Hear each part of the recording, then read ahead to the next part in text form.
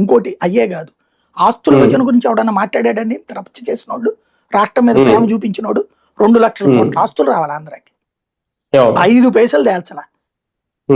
అట్లాగే గోదావరి కృష్ణా దార్తీలకు సంబంధించి ఈ రోజు వరకు క్లారిటీ లేదు. నీళ్ళ హక్కులకు సంబంధించి నోటి మాటలతో నడుస్తుంది. మనకేంటంటే నువ్వు తిన్నట్టు నేను పెట్టినట్టు అంతే. నాకు కోపం వచ్చిన రోజు, నాకు బీజేపీ మీద కోపం వచ్చిన రోజు మళ్ళీ అప్పుడు తీసుకొస్తా నేను హోదా, వెంటనే వచ్చేస్తారు న్యాయ పోరాటాలు, శాంతి పోరాటాలు, లేకపోతే ధర్మ పోరాటాలు.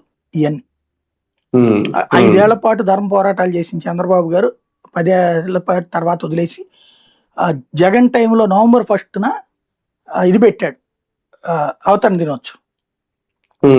దినోత్సవం జరపమన్నాడు. కాకపోతే ఆ హైదరాబాద్ ఇది తెలంగాణ టైపులో ఘనంగా కాకుండా రాష్ట్రంలో జరిపించాడు అవతరణ దినోత్సవాన్ని. ఆయన అది పెట్టాడు కాబట్టి అది చంద్రబాబు జైలు 5 ఏళ్ళు చేయకుండా న్యాయ పోరాటం ధర్మ పోరాటం అంటూ ఆవిర్భావ దినోత్సవం విడిపోయిన జూన్ 2న చేయలేదు, ఆ రోజున మన నవంబర్ 1ని చేయలేదు, అంతకుముందు కలిసి ఉన్నటువంటి సందర్భంలో. ఇప్పుడు ఏమంటున్నారు, పొట్టి శ్రీరాములు గారు ఆత్మత్యాగం రోజున చేస్తానంటే, ఎందుకు క్రిందసారి జగన్ అది చేశాడు కాబట్టి.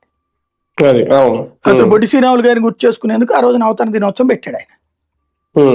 కాబట్టి ఈయన ఇప్పుడు పొట్టి శ్రీరాములు గారికి సంబంధించిన విగ్రహం పెట్టించడం కానీ ఇదంతా ఆయా వర్గాల్ని సంతృప్తి పరిచే చర్యలుగా ఉంది కానీ రాష్ట్రం మొత్తాన్ని ఒక బాధ్యతాయుతమైన దిశగా తీసుకెళ్లే పరిస్థితుల్లో లేరు.